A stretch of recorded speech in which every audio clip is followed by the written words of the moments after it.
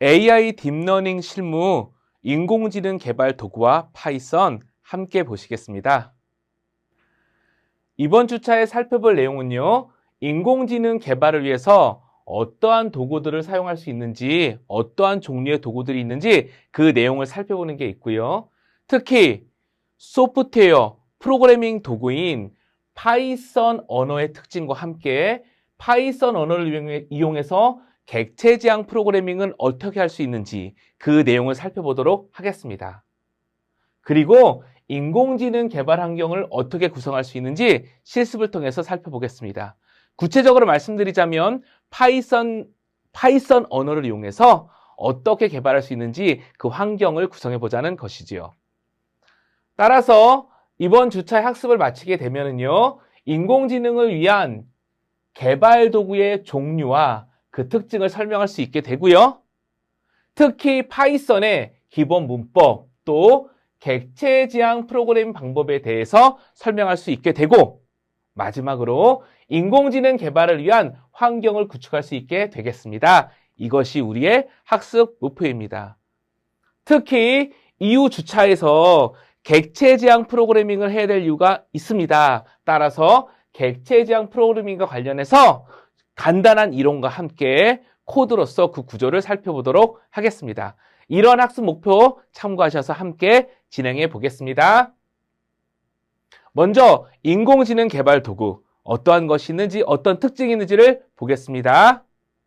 우리는 이미 인공지능이라는 것이 단순히 머신러닝이라고 불리는 하나에 국한되어 있는 게 아니라 데이터를 수집하고 저장하고 전처리하고 관리하는 일련의 과정이 필요하고, 어찌 보면 이 모든 것이 다 모아져야 인공지능이라는 것을 개발할 수 있으며 인공지능 기반 서비스를 개발할 수 있다는 것을 알고 있습니다. 따라서 인공지능 개발 도구의 첫 번째로서 가장 중요하다고도 할 수 있는 데이터를 수집하고 저장하고 전처리하고 관리하는 기술과 도구가 필요하다. 이 부분부터 정리하겠습니다. 물론 AI, 머신러닝과 관련된 핵심 알고리즘과 구현 기술이 가장 중요하고 관심이 많겠지만 데이터라는 부분이 중요하고 머신러닝의 핵심 요소라는 것을 알고 있으니 이 부분을 놓치지 말자라는 거죠. 그러면 데이터라는 부분이 어느 곳에 위치하고 그러한 데이터들을 수집해서 활용하기 위해서 사용될 요소가 어떤 것이 있을까요? 예를 들면 웹사이트에 있는 데이터는 오픈 API라고 불리는 제공된 별도의 함수 호출, URL 호출 등을 통해서 데이터를 가져올 수도 있고요. 또 크롤링이라는 방법을 통해서 직접 웹페이지를 분석하고 필요한 정보를 추출해서 사용할 수도 있겠습니다. 소셜 데이터라고 불리는 부분들, 물론 크롤링이라든지 별도의 도구를 개발해서 가져올 수도 있겠지만 보통은 소셜 서비스를 제공하는 서비스 제공자가 본인들의 데이터를 사용하기 위해서 활용할 수 있는 오픈 API를 제공해 주기도 합니다. 물론 가입도 하고 허락도 받은 상태에서 쓸 수 있는 것이죠. 오픈 API라는 용어를 특별하게 어렵게 생각하실 거 없이 그냥 공개되어 있는 함수다. 혹은 웹상에서 호출해서 사용할 수 있는 공개되어 있는 URL이다. 이렇게 생각하셔도 좋겠습니다. 또한 모바일 데이터도 있을 수 있고요. 그 다음에 스마트 데이터, 또 스마트 TV 데이터, 다양한 제품, 가전제품으로부터 오는 데이터도 있을 겁니다. 또 오프라인 CRM 데이터라고 되어 있는데 다르게 표현하면 이미 우리 회사 안에 있는 또는 전통적으로 사용하고 있는 데이터베이스에 들어있는 데이터들도 중요한 요소가 되겠지요. 뿐만 아니라 직접 구매한 데이터도 있을 수 있고요. 또 별도로 제공받은 데이터들도 있을 수 있습니다. 이런 다양한 데이터를 데이터의 특징과 목적에 따라 수집하고 저장하고 또 머신러닝 알고리즘 등에서 사용하기 편한 형식으로 전처리도 하고 데이터 품질도 관리해주고 전체적인 것을 관리하는 도구들이 필요하겠지요. 또한 머신러닝 알고리즘, 그쵸? 또 소프트웨어 관련된 기술, 그쵸? 소프트웨어 기술로 머신러닝 알고리즘도 개발하고 운영할 수 있으니까요. 뿐만 아니라 소프트웨어 기술을 통해서 서비스를 구현하고 관리하는 기술과 도구들도 당연히 필요하겠지요. 우리가 이미 알고 있는 머신러닝의 주요한 분류인 지도학습, 비지도학습, 또 강화학습, 이런 어떤 머신러닝의 알고리즘을 사용하려면, 이런 모델들을 사용하려면 당연히 소프트웨어 도구, 코딩 도구가 필요할 수 있겠지요. 그쵸? 여기 보시고 계신 파이썬, 또 넘파이, 그 다음에 사이킬런, 케라스, 또 텐서플로우, 이런 것들이 머신러닝 모델, 알고리즘을 구현한 또는 그런 것들을 사용할 수 있는 소프트웨어 도구고요. 또 판다서와 같은 것은 데이터를 전처리하거나 가공할 때 사용할 수 있고요. 매플론리브는 데이터의 특징을 차트 도구로 표시할 때 사용할 수 있겠습니다. 물론 각각이 조금 더 범용적으로 쓸 수 있기 때문에 지금 말씀드린 기능과 또 말씀드린 의도에 따라 한정적으로만 쓰인다 이렇게 얘기할 수는 없겠지만 기본적으로 이런 것들이 다 합쳐져서 머신러닝을 구현한다. 또 AI, 지능형 서비스를 만들어서 사용자, 사람들한테 제공할 수 있다. 이렇게 말씀드리겠습니다. 또 무시할 수 없는 게 있지요. 하드웨어.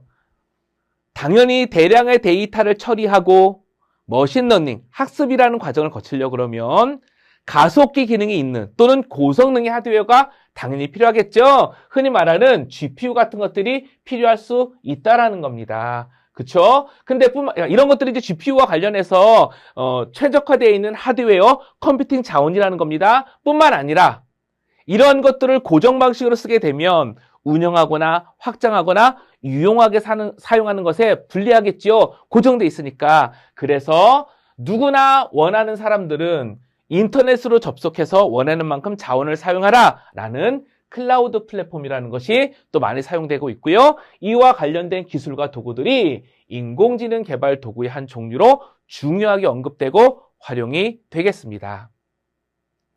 이제 인공지능 개발을 위한 구현 도구라는 측면에서 첫 번째로 노코드 AI 도구를 보겠습니다. 노코드, 코드가 노라는 얘기예요. 말 그대로 풀면 직접 파이썬과 같은 프로그래밍 언어를 열심히 공부하고 문법에 맞추어서 잘 구현하는 게 좋을 수도 있겠지만 입문하는 과정에서는 또는 조금 더 빠르게 머신러닝을 사용하기 위해서는 코드 방식이 아니라 노코드 방식으로도 인공지능을 개발하고 서비스를 운영할 수 있다 이겁니다. 그래서 노코드 AI 도구가 나온 거죠. 말 그대로 프로그래밍, 코딩 없이 머신러닝 학습을 할 수도 있고 활용이 가능한 플랫폼이라는 겁니다. 노코드 AI 도구 어떤 특징이 있을까요? 이미 제가 이야기해드린 그 내용과 특징에 다 담겨져 있습니다. 상대적으로 쉽게 접근할 수 있고요. 또 학습과 운영하는데 들어가는 시간이 적을 수 있기 때문에 시간과 비용이 절감될 수도 있고요. 그 얘기는 아이디어가 있다면 빠르게 구현해보고 실제 결과를 확인할 수 있다는 의미가 되는 거기 때문에 빠른 아이디어 구현 이런 것들이 특징이 되겠습니다. 따라서 학습을 하거나 마케팅과 관련된 여러 가지 서비스를 빠르게 만들거나 이런 서비스를 개발하는데 활용할 수 있겠지요. 그런데 좋은 것만 있는 건 아닐 겁니다. 당연히 상식적으로 예상할 수 있는 고려사항, 반대로 비슷하게 표현하면 제한적인 제약사항이 있겠죠. 당연히 기능이 제한적일 수밖에 없겠죠. 주어진 기능을 사용하고 그것을 확장하는 데에는 어느 정도 한계가 있을 거예요. 처음부터 우리가 개발했다고 하면 우리의 상상력에 따라, 우리의 의도에 따라 여러 가지 프로그래밍 언어와 라이브러리를 이용해서 기능을 더 업데이트하고 확장시켜 갈 수 있지만 노코드라는 부분은 기본적으로 주어진 플랫폼과 주어진 그 서비스 카테고리 안에서만 할 수 있다고 볼 수 있으니까요. 물론 서비스를 확장할 수도 있겠지만 기능을 확장할 수 있겠지만 거기부터는 노코드라는 얘기보다는 코딩의 영역으로 다시 확장되어 갈 수 있겠습니다. 또 데이터 최적화에도 한계가 있을 수 있습니다. 이 말은 역시 주어진 기능, 제한된 범위 내에서만 사용하도록 최적화가 돼 있지 그것을 벗어나려고 하면 어려움이 따르다는 겁니다. 따라서 비록 노코드 도구라 할지라도 전문성을 확보하고 노코드 도구를 잘 사용하고 또 그런 가운데 필요하면 코딩까지 확장을 해서 사용하는 게 필요하겠지요. 이러한 것들이 고려사항이 되겠습니다. 노코드 도구를 사용한다고 해서 전문성이 필요 없다? 그건 아닌 거죠. 상대적으로 쉽게 비전문가도 AI 관련된 것을 개발하고 활용할 수는 있지만 결국은 어느 정도 전문성이 있고 확장할 수 있는 역량이 있어야 더 잘 사용할 수 있다. 그런 의미가 되겠습니다. 대표적인 노코드 AI 도구로요. 구글 티처블 머신이 있습니다. 사이트가 이렇게 있고요. 구글에서 학습하고 활용하기에 참 좋은 도구 하나를 또 이렇게 공개해 주었습니다. 관련된 영상은 우리 유튜브를 통해서 확인해 볼 수 있는데요. 이 관련된 영상 유튜브 보시면서 어떤 내용인지 한번 같이 그 특징을 살펴보시도록 하겠습니다. People are training computers and creating machine learning models to explore all kinds of new ideas. New ways to interact. Yes. To understand the world. To play. And experiment. But machine learning is pretty intimidating to get into. So we've been wondering, what if it wasn't? With Teachable Machine, we set out to make it easier for anyone to create machine learning models without needing to write any machine learning code. When it first launched in 2017, it allowed everyone to get a feeling for what machine learning is all about. But now, Teachable Machine puts the power of machine learning in your hands, allowing you to save your models and use them in your own projects. So let's say you want to build a model to recognize you versus your dog. You just open up the site, record samples of you and samples of your dog.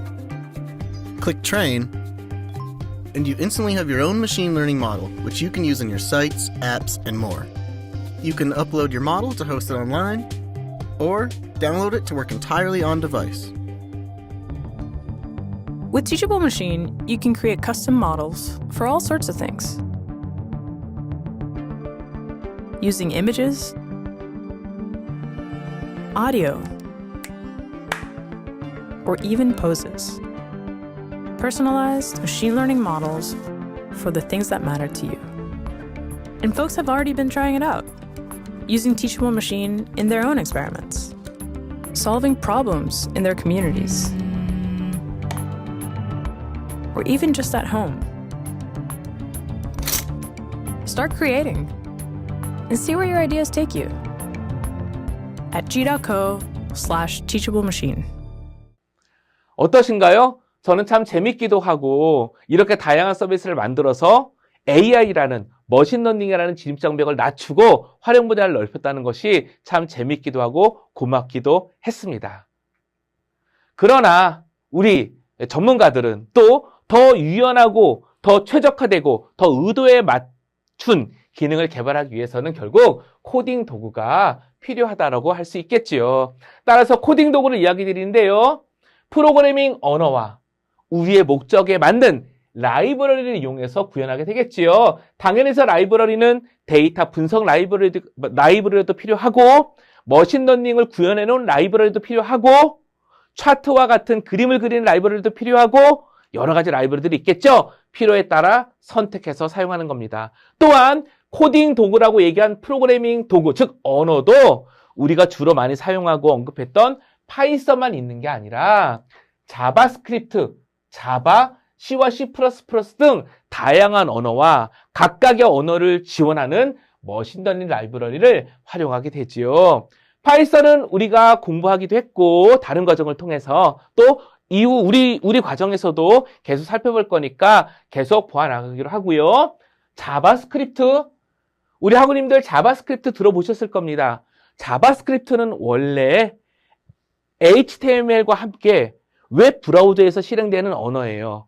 자바스크립트로도 머신러닝, 인공지능을 구현할 수 있다고? 맞습니다. 자바스크립트에도 관련 라이브러리가 있습니다. 자바는 말할 것도 없고요. 또 더욱이 C와 C++, 상대적으로 요즘에는 C와 C++를 공부하시고 활용하시는 분들이 예전보다는 조금 적다고도 볼 수 있어요. 왜냐하면 이제는 웹이 많이 사용되고 있고 파이썬과 같은 보다 편리한 언어들이 많이 대중화되어 있으니까요. 그럼에도 불구하고 최적화된 기능, 임베디드 시스템, IoT, 또 특수한 플랫폼에서는요, 여전히 또 C와 C++가 아주 성능이 좋은 소프트웨어를 개발할 때에 활용이 되고 있습니다. 자, 이런 다양한 언어가 있고 코딩 도구가 있다라는 것이지요. 이 중에서 우리는 파이썬과 관련된 파이썬 프로그래밍 도구를 중심으로 살펴보겠습니다. 기본적으로요, 파이썬이라는 도구가 있는 거죠. 파이썬은 인터프리터 언어고요. 우리가 작성한 코드를 읽어서 해석할 수 있는 파이썬 엔진이 있는 거죠. 근데 또 아나콘다라는 것도 있습니다. 아나콘다가 파이썬과 아주 다르다기보다는요, 아나콘다는 또 이후에 보겠지만 파이썬을 갖고 있으면서, 그러니까 파이썬이 포함되어 있으면서 머신러닝과 데이터 분석 등을 위한 다양한 도구가 함께 모여져 있는 하나의 도구셋이라고 보면 되겠습니다. 이러한 것들을 대표적으로 사용하고요. 좀 슬림하게 가볍게 사용할 때는 파이썬을 많이 사용하고 조금 더 많은 기능을 풍부하게 유연하게 사용할 때는 아나콘다 같은 것을 쓰게 되겠지요.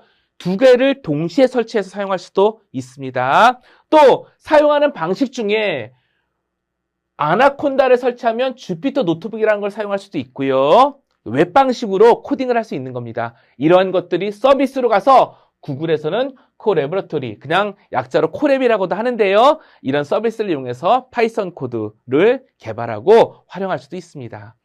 이제 웹 방식뿐만 아니라 당연히 우리 PC에서 코딩을 하고 실행을 하고 결과를 확인할 수 있는 그런 도구가 필요하겠죠? 이러한 것들이 잘 구성된 것을요, 통합 개발 환경, 약자로 IDE라고 합니다. 통합 개발 환경, Integrated Development Environment에서 통합 개발 환경입니다. 통합 개발 환경으로요, 대표적으로 비주얼 스튜디오 코드라는 게 있습니다.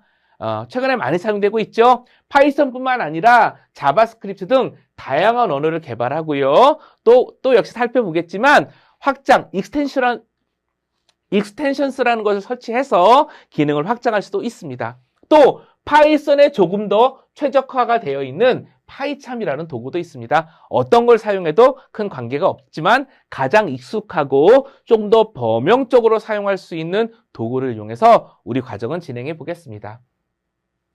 파이썬 프로그래밍 도구, 조금 더 세부적인 내용을 볼 건데요. 이미 설명드린 내용입니다. 하지만 다시 한번 보겠습니다. 파이썬, 해당 사이트 URL이고요. 당연히 범용 언어입니다. 따라서 어플리케이션을 개발하는데 또는 시스템 프로그램을 개발하는데 다양한 분야에 사용할 수 있는데요. 특히 데이터 분석과 머신러닝, 딥러닝 이런 분야에서 프로토타이핑을 하고 즉 기능을 빠르게 구현해보고 서비스까지 가져가는데 많이 사용되고 있습니다. 예제가 풍부하고 관련 라이브러리가 풍부해서 그렇지요. 그리고 파이썬과 함께 필요한 패키지와 서비스 프로그램이 함께 제공되고 있는 아나콘다가 있다고 이야기 드렸고요. 사이트는 이렇게 되겠습니다.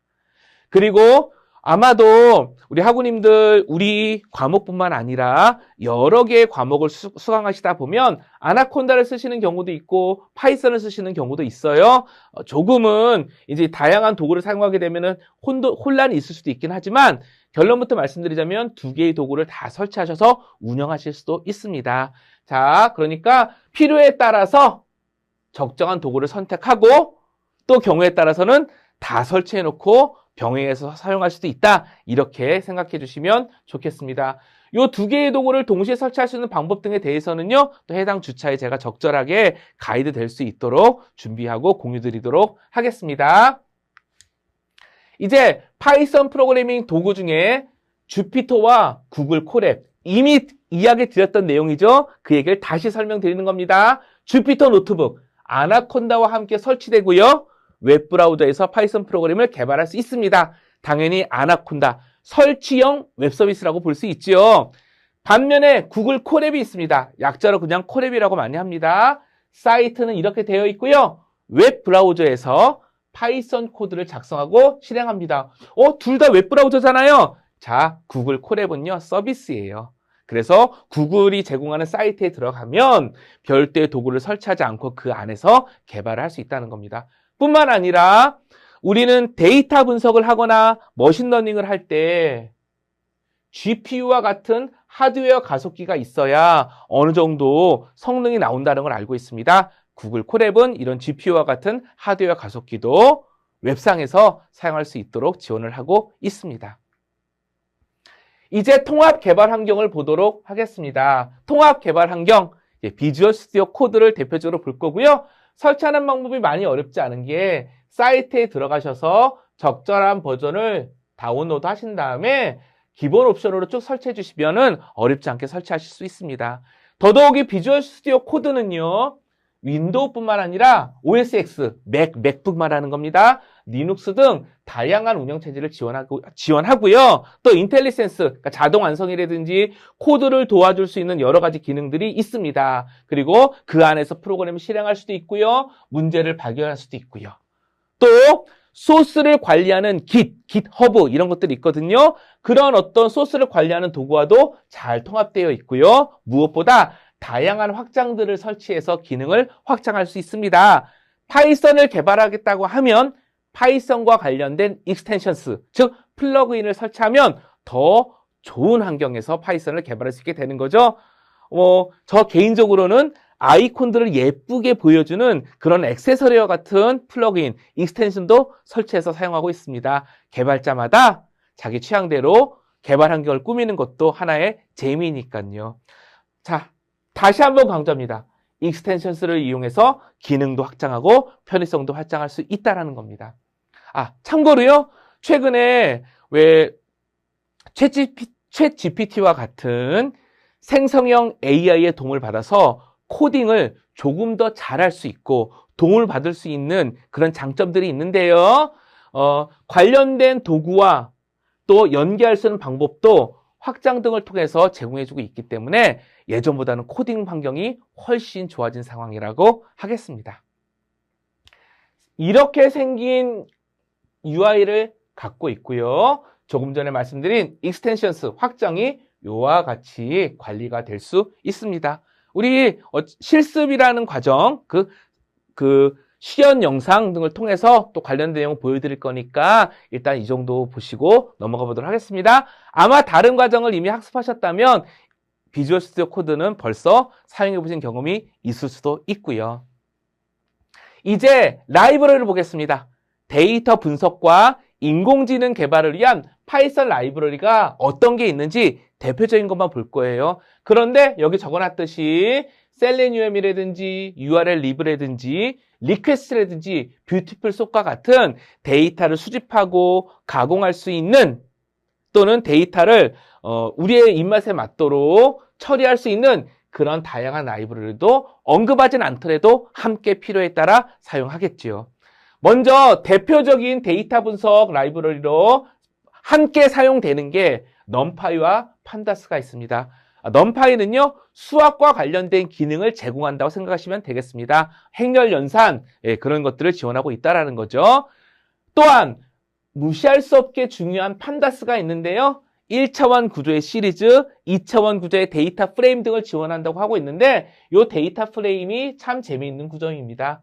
우리 엑셀로 따지게 되면 행과 열이 있잖아요. 이 행과 열에 있는 데이터들을 데이터 프레임이라는 구조로 가져다가 가공도 할 수 있고 원하는 정보를 추출할 수도 있고 이런 좋은 기능을 제공하고 있습니다. 따라서 데이터 분석의 전처리와 또 데이터 분석을 위한 전처리뿐만 아니라 분석 그 자체에도 사용할 수 있는 특징이 있는 거죠. 그래서 넘파이와 판다스, 우리 머신러닝을 하고 딥러닝을 한다고 하면 꼭 사용되는 라이브러리 중에 하나라고 보겠습니다. 핵심, 알고리즘을 구현한 라이브러리는 아니지만 데이터라는 측면, 그 다음에 우리가 필요한 방식으로 데이터를 변환하고 가공해서 사용하기 위해서 필수적으로 사용하는 도구라고 이야기 드리겠습니다.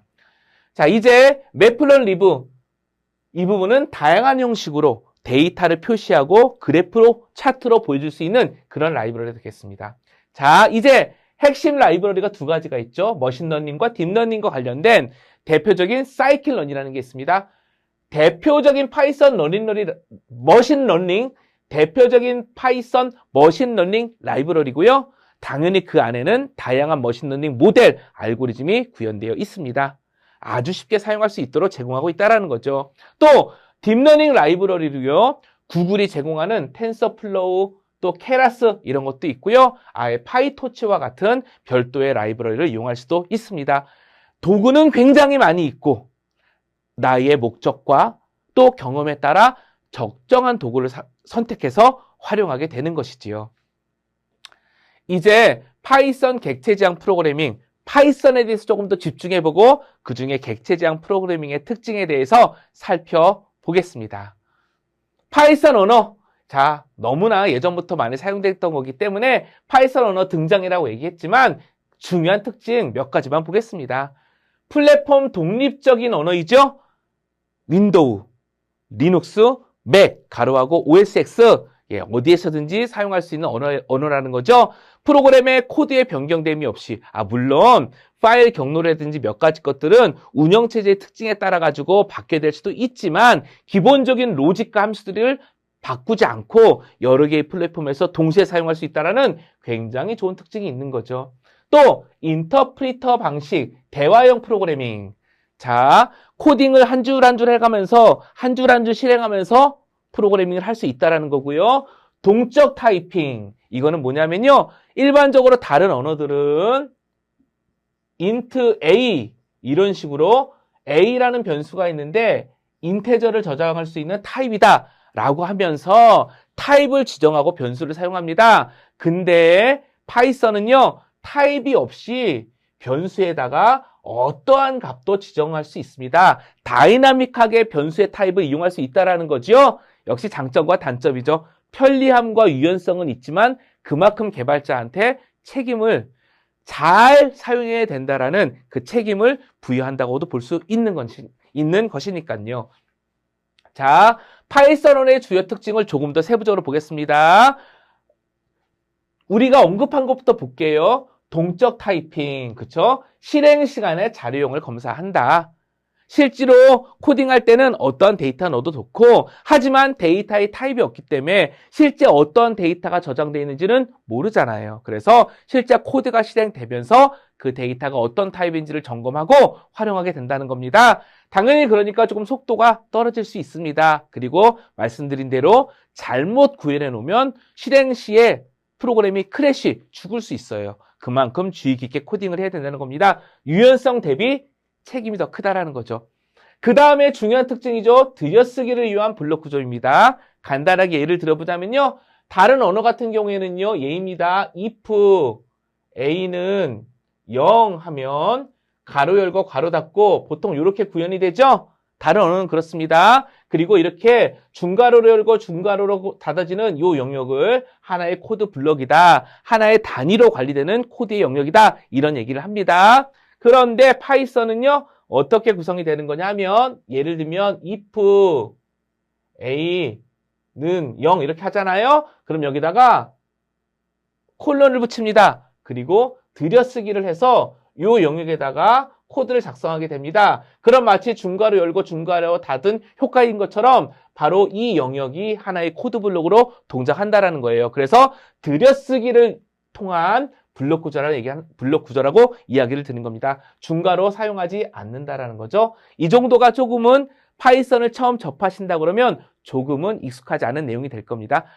파이썬을 이미 사용해 보셨다 그러면 너무나 당연하고 몇 번 반복해서 학습하신 내용이 될 수도 있고요. 자, 뿐만 아니라 전통적인 프로그래밍 기법뿐만 아니라 객체 지향 프로그래밍 당연히 지원합니다. 클래스 지원한다는 거예요. 그리고 파이파이라고 보통 불리는 파이썬 패키지 그 라이브러리 저장소를 이용해서요. 필요한 라이브러리를 편리하게 설치하고 활용할 수 있는 특징도 함께 제공하고 있습니다. 참 좋은 언어이고 사용하기 편리한 구조를 갖고 있는 것이지요. 이렇다 보니까 파이썬은요. 데이터 분석, 머신러닝, 또 웹서버를 직접 개발하기도 하고요. 영상을 처리하기도 하고요. 사무 자동화, 업무 자동화 이런 것에서 다양하게 활용이 됩니다. 왜? 관련된 라이브러리가 다양하게 지원되고 있기 때문이에요. 또한 지금은 그런 문제가 많이 없어졌습니다. 왜냐하면 3.0 이상의 최신 파이썬을 대부분 사용하고 있으니까요. 하지만 전통적으로 파이썬은 버전에 따라서 라이브러리가 잘 호환되지 않거나 충돌되는 문제도 있습니다. 이런 부분은 관리적인 측면에서 주의가 필요하겠지요. 파이썬 프로그래머는요, 기본적으로 파이썬 사이트에서 설치 프로그램을 다운로드 받아서 설치해 사용할 수 있는데요. 버전 확인이 필요합니다. 3.11 이상의 버전 사용을 권장드립니다.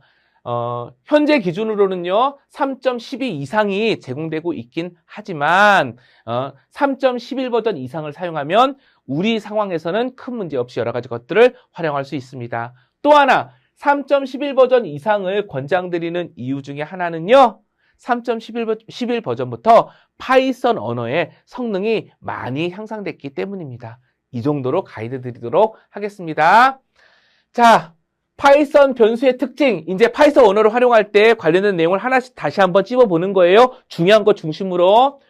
변수에 저장된 자료형을 런타임, 실행 시에 점검한다. 코딩은 유연한 대신에 실행 시에 점검이 필요하다. 당연히 장점과 단점이 있다고 이야기했습니다. 장점, 변수를 사용할 때 자료형에 대한 정보를 미리 저장할 필요가 없이 유연하게 사용할 수 있는 편리함이 있다. 그것 때문에 생기는 고려사항과 단점, 상대적으로 느리고, 그쵸? 정적 타이핑, 명확하게 타입을 정해서 쓰는 것 대비 문제가 발생할 가능성도 있는 거죠. 왜?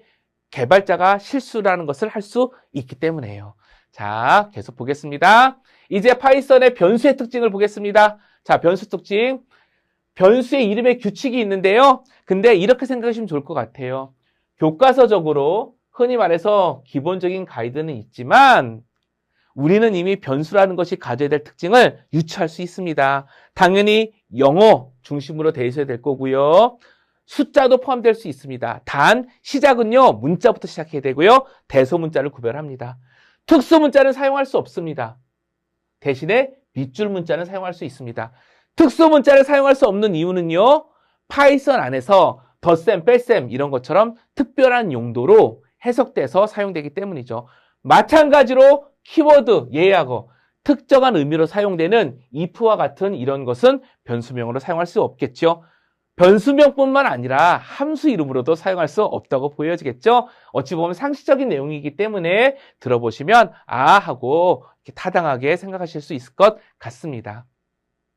이제 파이썬의 대표적인 자료형과 연산자를 볼 건데요. 빠르게 살펴보겠습니다. 숫자형 당연히 지원되고요. 정수, 실수, 8진수, 16진수 다 지원하고요. 사친 연산, 나머지 목연산 이런 것들 지원합니다. 그러니까 기본적으로 숫자를 처리할 수 있는 연산자와 대표적인 숫자형의 데이터 다 사용할 수 있다는 겁니다. 이제 문자열이 있습니다. 문자열은 한 개 이상의 문자들이 집합으로 모여 있는 거라고 볼 수 있죠? 맞습니다. 활용하는 방법은요. 큰 따옴표, 작은 따옴표. 그러니까 큰 따옴표로 이렇게 둘러싸거나 작은 따옴표로 둘러싸거나 또는 연속된 3개의 큰 따옴표 혹은 연속된 3개의 작은 따옴표로 표현할 수 있습니다.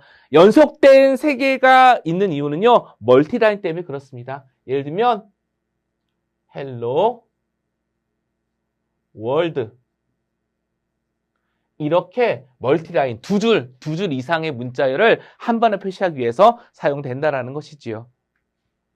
자, 이제 파이썬의 독특한 자료형이 몇 개 있는데요. 이것도 역시 우리 예측해 볼 수 있어요. 왜냐하면 파이썬은 데이터 타입이 없다고 했잖아요. 하지만 다른 언어의 배열처럼 여러 개의 데이터를 모아서 써야 될 때가 있습니다. 따라서 리스트라는 것을 제공해주고 있는데요.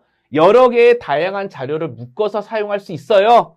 그쵸? 왜 여러 개의 다양한 자료를 묶어서 쓸 수 있냐? 자료형이라는 게 없기 때문에 묶어서 쓰면 여러 개의 다양한 자료를 함께 쓸 수 있게 되는 거죠. 이때 표시는요, 대괄호를 이용합니다. 값의 생성, 삭제, 수정 가능하고요. 리스트 간의 연산도 인덱싱, 슬라이싱뿐만 아니라 더하기, 반복하기 등 다양한 연산을 수행할 수 있습니다. 자, 튜플이 있습니다. 투표는요, 소괄호로 열고 소괄호로 닫는 방식을 이용해서 표현하고요. 리드 온리 리스트라고 생각하셔도 좋을 것 같습니다. 즉, 투플은 값을 변경할 수 없고요. 기본적인 특징은 리스트와 유사하다고 설명을 드리는 것이지요. 딕셔너리가 있습니다. 키와 밸류의 대응 관계를 나타내는 자료형이고요.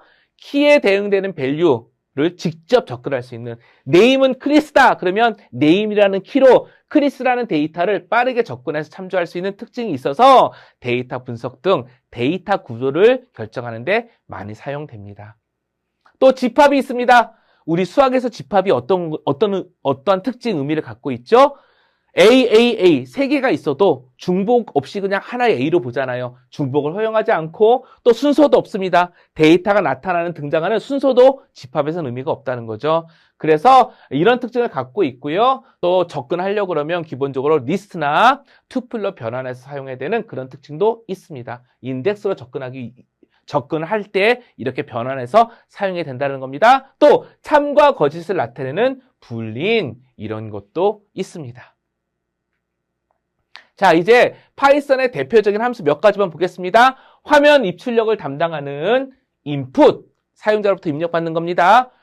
화면 출력을 담당하는 print, 이런 거 있고요. 또 파일과 관련해서는요, 파일을 열고 파일을 닫는 거, 파일로부터 데이터를 읽는 read, 그 다음에 한 줄의 데이터를 읽는 read line, 여러 줄을 읽는 read lines, 다음에 기록하는 write, 이런 함수들이 제공이 됩니다.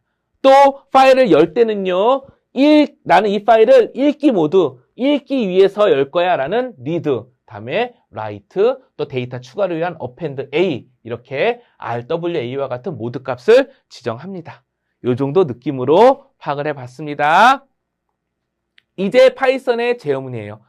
자, 지금 중간 시점에서 잠깐 언급을 드리자면요. 파이썬 언어를 아주 자세히 설명드리진 않을 겁니다. 기본적으로는 어느 정도 학습이 되셨을 것이라고 기대하고 진행을 하는데 그래도 혹시 모르니 한번 전체적인 내용을 함께 살펴보는 거고요. 역시 이번 주차에는 파이썬을 별도로 학습하실 수 있는 링크나 관련 내용도 함께 공유될 수 있도록 그렇게 준비해 보겠습니다.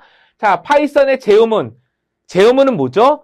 탑다운 방식으로 순차적으로 실행되는 게 아니라 조건 등에 따라 실행 순서가 분기된다. 나눠진다. 이게 제어문이잖아요. 자, 여기 보시겠습니다. 콘드라는 변수에 true를 지정했습니다. 그리고 if 콘드가 참이면 실행하고 그렇지 않으면 else 밑에 거 실행해라.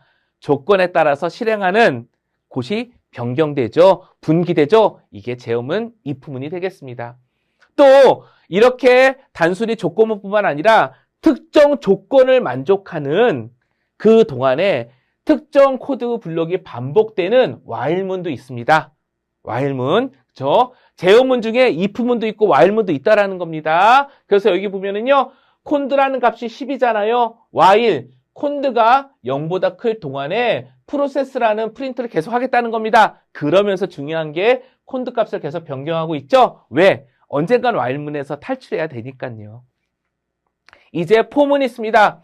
일상적으로 포문도 반복에 해당되는 제어문이라고 얘기를 하는데요. 파이썬에서는요, 그 의미와 함께 특정한 데이터를 열거하는 그 데이터의 내용을 하나씩 꺼내다가 사용할 수 있는 그런 특징도 있습니다. 예를 들면 여기 크리스, 톰이라는 리스트가 있죠. for, name, in 리스트에서 하나하나를 꺼내서 name이라는 변수에 담은 다음에 출력하라는 겁니다. 이렇게 특정한 자료용에서 데이터를 하나하나 꺼내오는 것을 열거한다는 얘기도, 열거한다라고 표현할 수 있기 때문에 파이썬의 포문은 반복하는 역할과 함께 열거하는 특징도 있다라고 이야기를 드릴 수 있는 겁니다. 이제 파이썬의 함수를 보겠습니다. 자, 여기 보시면 def라는 키워드로 함수를 정의하며 매개 변수가 있고 문장이 있으며 return이라는 키워드로 반환값을 정의한다고 되어 있는데요. 예제를 보시는 게 제일 빠를 것 같습니다. def, add라는 함수를 정의하고 xy라는 파라미터를 전달하는 겁니다. return x 더하기 y, 합, add한 값을 리턴하게 되는 거죠. 당연히 사용할 때는요, 이런 식으로 해서 add 한 다음에 파라미터를 전달해서 결과값을 사용하게 되는 것이고요. 자, 쭉 눈으로 보셔도 충분히 흐름을 아실 수 있을 것 같습니다. 또 파이썬은요, 모듈이라는 게 있는데요. 모듈은 뭐냐면요, 함수, 변수와 변수, 즉 프로그램을 구성하는 여러 가지 요소들을 한 번만 쓰는 게 아니라 필요한 곳이 있다 그러면 항상 가져다가 공용해서 쓰겠다라는 겁니다. 즉, 재사용하기 위해서 모아놓은 파이썬 파일이라고 보시면 될 것 같아요. 그러면 이런 모듈은 어떻게 사용하는 것이냐? 임포트 키워드를 이용해서 사용합니다. 예를 들면 여기에 calc.py가 있어서 sum이라는 함수를 정해놨다고 해볼게요. 그러면 또 다른 소스 코드인 main.py에서는요, import calc 해서 calc.py를 가져다가 calc.sum 이런 식으로 해서 기능을 호출해서 쓸 수 있다는 거죠. 바로 이 calc.py를 우리 관점에서는요, 모듈이라고 부른다는 겁니다. 자, 근데 이 모듈이요, 패키지로 구성될 수 있습니다. 패키지는 뭐냐면요, 하나의 모듈이 아니라 관련 있는 모듈을 묶어서 그룹화해서 계층적으로 관리하겠다. 이것을 패키지라고 합니다. 예를 들면 계산기가 있다면 덧셈, 뺄셈, 곱셈, 나눗셈이 있잖아요. 각각을 파이썬 코드로 만든 다음에 계산기라는 패키지로 사용할 수 있다는 것이죠. 파이썬 모듈을 그룹화하고 계층적으로 관리하기 위한 구조를 패키지라고 합니다. 또 어찌 보면 조금 의미가 다를 수도 있지만 패키지, 라이브러리, 모듈 이런 것들을 포괄적으로 같은 개념으로 간혹 설명하기도 하는데요. 일단 우리는 모듈과 패키지가 교과서적으로는 이렇게 의미가 나눠져 있고 포함관계가 있다는 거 이야기 드리겠습니다. 하지만 일반적으로 라이브러리라 그러면 패키지를 의미하기도 하고 모듈을 의미하기도 하겠지요. 왜죠? 라이브러리는 내가 필요한 기능을 내가 직접 개발할 수도 있지만 다른 사람들이 만들어 놓은 것이나 제공받은 것을 가져다 쓰겠다는 의미의 그 대상을 라이브러리라고 하니까요. 자, 이러한 파이썬 모듈, 패키지, 또 라이브러리는요, 내장된 게 있고 외부가 있습니다. 내장이라는 건요, 파이썬을 설치하면 함께 설치돼서 바로 사용할 수 있는 것이고요. 외장은요, 또는 외부는요, 외부, 외장 똑같은 의미입니다. 파이썬을 설치할 때 같이 설치되지 않기 때문에 별도로 우리가 설치해서 사용해야 되는 거예요. 설치할 때 사용하는 명령은 pip 명령이 되겠습니다. pip install pandas 이런 식으로 pip install 키워드로 내가 필요한 외장 모듈, 외부 모듈을 또 외부 모듈, 외장 패키지, 그냥 라이브러리를 설치해서 사용할 수 있다는 것이지요. 자, 이처럼 파이썬은 우리가 필요한 라이브러리를 직접 설치해서 사용할 수 있는 특징이 있고요. 무엇보다 다양한 외부 라이브러리들이 제공되고 활용할 수 있습니다. 어떠한 라이브러리들이 있냐라고 확인하고 싶으시면요, pyorg에 들어가셔서 검색을 해보시면 굉장히 많은 하나의 키워드만 입력하셨음에도 불구하고 관련된 라이브러리가 엄청 많이 나와서 오히려 어떤 라이브러리를 사용해야 될지 고민스러울 정도로 많은 라이브러리가 제공되고 있습니다. 여기서 한 가지. 그렇다면 어떤 라이브러리를 사용하는 게 타당할까요? 아마도 다운로드 카운트가 많고 또 별표가 붙어 있고 혹시 거기 공식이라는 오피셜이라는 키워드가 있는지 또 가장 최근까지 라이브러리가 업데이트되고 관리되고 있는지 이런 것들이 중요하겠죠. 뿐만 아니라 무시할 수 없는 게 있습니다. 그 라이브러리를 사용한 사례가 많은지 예제가 많은지 이런 것들이 라이브러리를 선택하는 기준이라고 볼 수 있겠습니다. 자, 물론 오픈소스 소프트웨어 라이선스 이런 부분도 중요하게 체크해 봐야 될 거고요. 자, 계속 보겠습니다. 이제 파이썬과 관련된 기본적인 특징을 봤으니까 객체 지향 프로그래밍에 대해서 보겠습니다. 객체 지향 프로그래밍, 클래스, 객체 이 얘기를 하는 거예요. 객체 지향 프로그래밍의 개념은요, 소프트웨어를 개발할 건데 소프트웨어의 구조와 동작 방식을 객체와 그 객체들 간의 상호관계로 접근해서 설계하고 개발해 보겠다라는 겁니다. 그러면 객체는 무엇이냐? 데이터와 관련된 작업을 수행하는 메소드로 구성되어 있는 것이 객체, 실체라고 보시면 되겠습니다.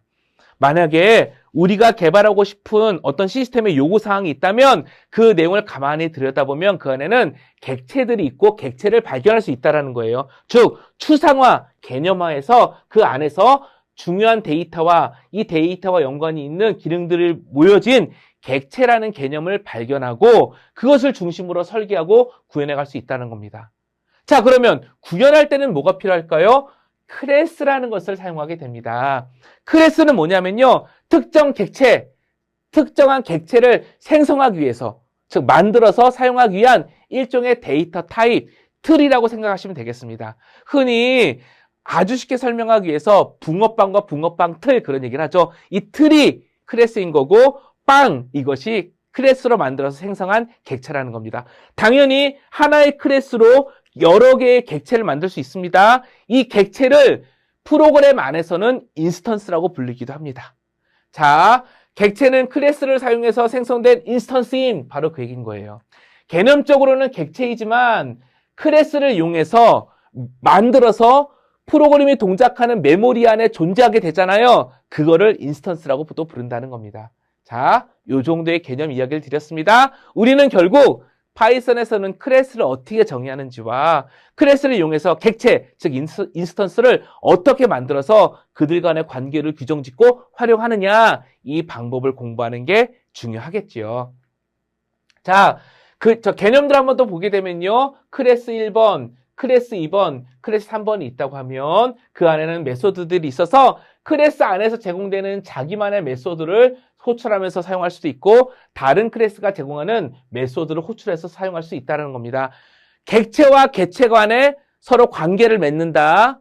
이 클래스로 만들어 놓은 객체들이 서로 간의 메소드를 호출을 해서 상호작용한다. 이런 의미가 되는 겁니다. 자, 클래스로 개념 지은 거고요. 실제 프로그램 내부에서는 클래스로 객체를 만들어서 그들 간에 서로 통신, 기능을 주고받는 것, 즉 메소드를 호출하게 되겠지요. 그래서 클래스라고도 할 수 있고 가로하고 객체라고 표현해도 크게 틀리지 않겠습니다.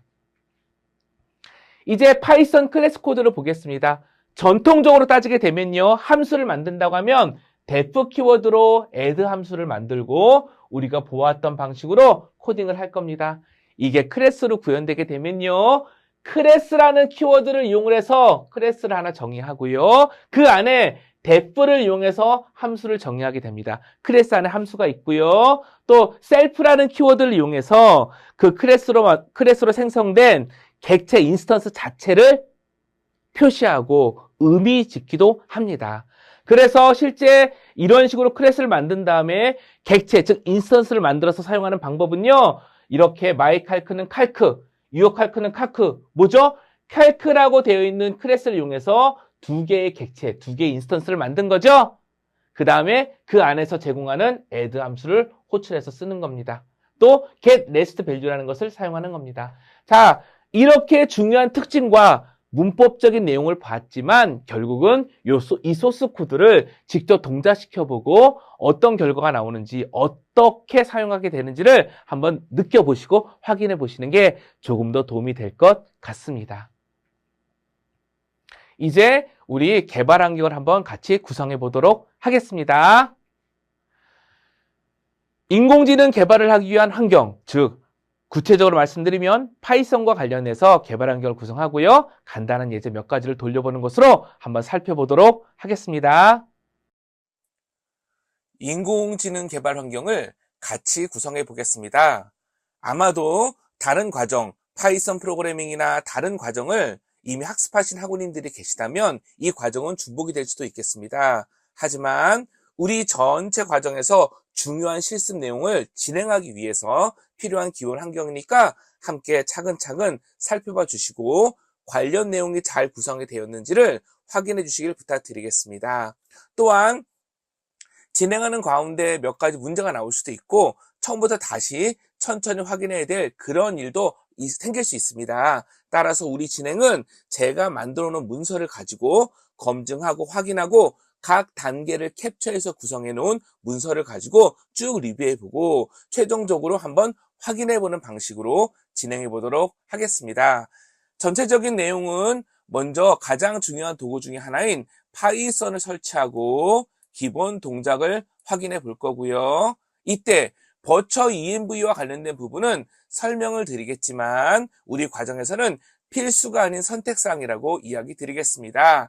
그 다음에 통합 개발 환경 도구이지요. 비주얼 스튜디오 코드를 설치하고 설정을 하는데 파이썬을 개발하는 데 필요한 몇 가지 익스텐션스, 즉 확장 도구들을 설정하는 부분들을 주의 깊게 살펴보겠습니다. 그 다음에 온라인에서 코딩을 할 수 있는 도구지요. 구글 콜앱을 가입하고 중요한 내용들을 살펴보겠고요. 최종적으로 비주얼 스튜디오 코드에서, 즉 현재 내 PC에서 간단한 코드를 돌려보는 것, 아주 심플한 예제를 하나 살펴보면서 구성이 잘 되어 있는지를 확인해 볼 거고요. 마찬가지로 콜앱도 어떠한 방식으로 우리가 사용할 수 있는지 살펴보도록 하겠습니다. 추가 코드 부분은요, 우리 객체 제한 프로그래밍이 있잖아요. 파이썬에서 클래스를 어떻게 사용하는지 그 간단한 예제를 살펴보고 동작 결과를 확인해보는 방식으로 진행하겠습니다. 파이썬 개발 환경을 구성하고 코딩할 수 있는 것이 잘 이루어졌는지 동작을 확인하는 것, 이것이 중요한 목표가 되겠습니다. 먼저 파이썬을 설치할 것인데요. 설치하는 방법이 크게 어렵진 않습니다. 다만 이 부분은 혹시 학우님들이 파이썬 이미 설치가 되어 있고 또 파이썬을 사용하실 수 있는 환경이시면 현재 상황을 그대로 이용하셔도 됩니다. 다만 우리 과정에서는 C 드라이브의 프로그램 파일스, 일반적으로 프로그램들이 설치되는 폴더에 파이썬이 설치될 수 있도록 몇 가지 옵션들을 설정하는 부분들, 그 부분만 차이가 있고요. 그 부분만 주의 깊게 한번 확인해 주시면 되겠습니다. 역시 이 부분도 선택 사양이니까 이미 환경이 구성되어 있으시다면 그대로 사용하셔도 괜찮겠습니다. 파이썬은요, 여기 보여드리는 이 링크에서 다운로드가 가능하십니다. 현재 3.12.4 버전 기준을 가지고 진행하려고 예정이고요. 마찬가지로 3.12.4 버전이 아니라 혹시 다른 버전이 설치되어 있으시더라도 전체 진행할 때 큰 어려움은 없겠습니다. 다만 우리 현재 저와 함께 진행하는 이 실습 과정에서는요, 파이썬 3.11 버전 이상을 권장드리겠습니다. 이유는요, 3.11 버전부터 파이썬의 엔진이 새롭게 개발돼서 성능, 즉 처리 속도가 많이 올라갔다고 합니다. 따라서 3.11 버전 이상을 권장하고요. 우리는 최신 버전인 3.12.4 버전을 사용해서 진행하도록 하겠습니다. 다시 말씀드리지만 다른 버전이 설치되어 있더라도 기본적으로 큰 문제는 없고요. 중간에 진행하다가 혹시 버전 문제가 생기면 그때 버전을 업데이트 하셔도 큰 문제는 없겠습니다. 파이썬 홈페이지에 이렇게 접속을 한 상황이고요. 여기서 다운로드 메뉴를 누르시면 다운로드 할 수 있는 화면으로 들어가게 됩니다. 자, 제가 문서를 만든 시점에서 벌써 3.12.5로 맨 마지막에 있는 마이너 버전 하나가 올라간 것이 확인이 됩니다. 이와 같이 실습하시는 시점 또는 우리 강의 진행하는 시점에서 파이썬 버전은 더 높은 버전으로 업데이트 되어 있을 수 있습니다. 하지만 진행에 큰 문제는 없을 것이니까 최신 버전으로 설치해 주셔도 괜찮겠습니다. 물론 이전 버전을 설치돼 있으셔도 이미 말씀드린 것처럼 큰 문제는 없으니까 소소한 버전 정도 차이 때문에 고민하지 마시고 진행해 주시면 좋겠습니다. 또한 필요에 따라서 예전 버전도 다운로드 할 수 있는데요. 스크롤 해보시면 이렇게 밑에 예전 버전과 관련된 부분들이 표시가 됩니다.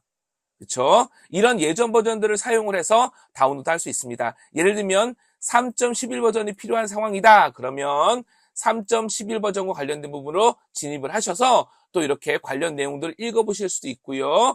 또 해당 버전들을 다운로드 하실 수도 있습니다. 조금 더 스크롤 해보시면 여기 3.11 버전이 다운로드 되는 링크도 확인할 수 있지요. 자, 이렇게 파이썬 홈페이지에서 우리가 필요한 버전을 최신 버전이나 이전 버전이나 선택해서 다운로드 할 수 있다는 것 확인해 보았습니다. 이제 다운로드가 됐다는 걸 전제로 해서 바로 설치하는 과정을 살펴보도록 하겠습니다.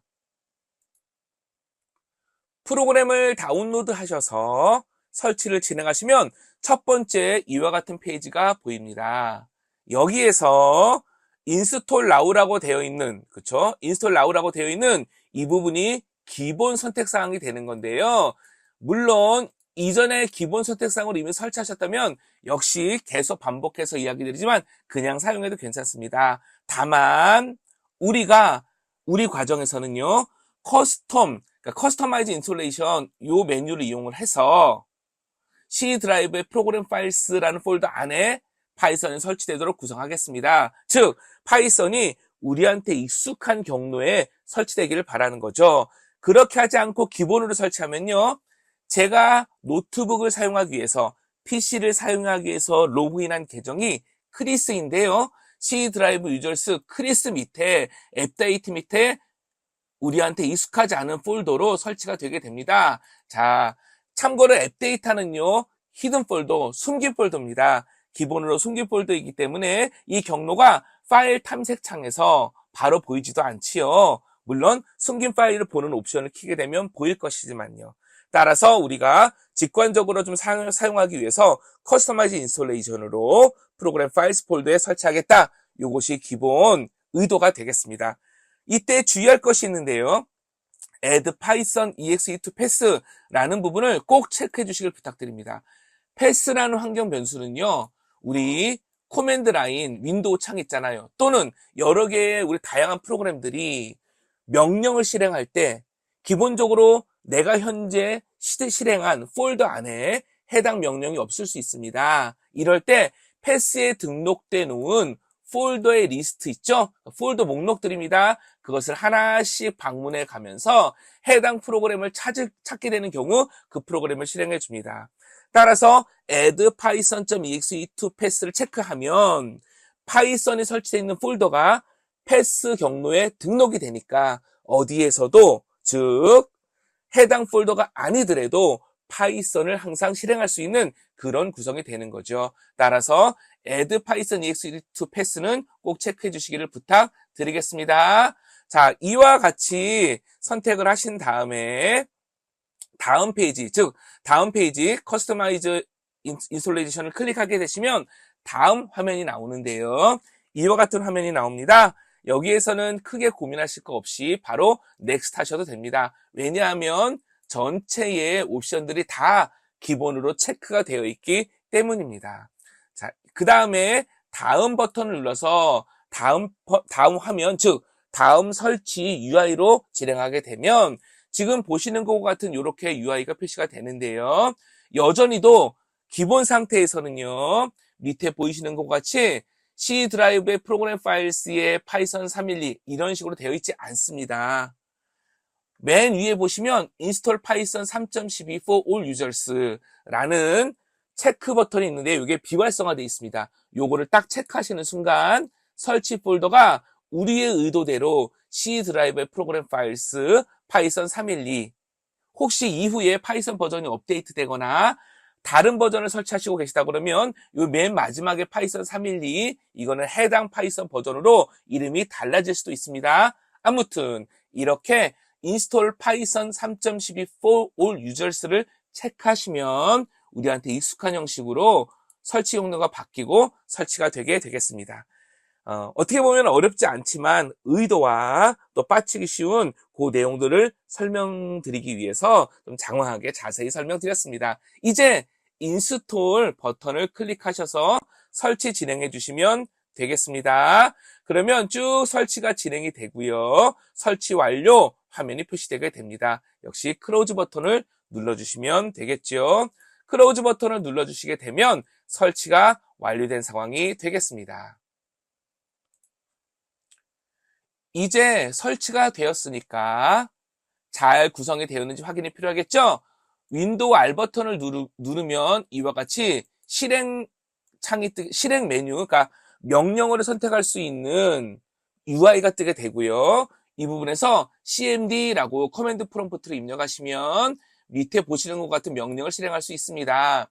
파이썬하고 한 칸 띄고 마이너스 버전 하시면 파이썬 3.12.4 현재 설치되어 있는 파이썬 버전이 표시가 되고요.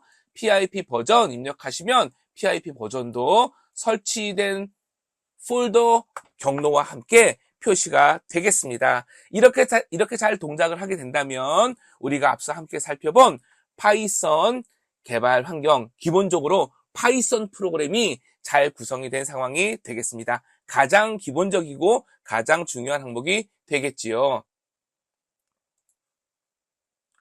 이와 같이 코맨드 창, 명령 프롬프트죠. 명령 프롬프트를 구동시킨 상황에서 파이썬 한 칸 띄고 마이너스 버전 하셔서 버전이 설치된 파이썬의 버전이 잘 출력되는 것과 pip 한 칸 띄고 마이너스 버전 해서 pip 또한 잘 구성되고 pip도 잘 실행할 수 있는 것을 확인이 된다 하시면 되겠습니다.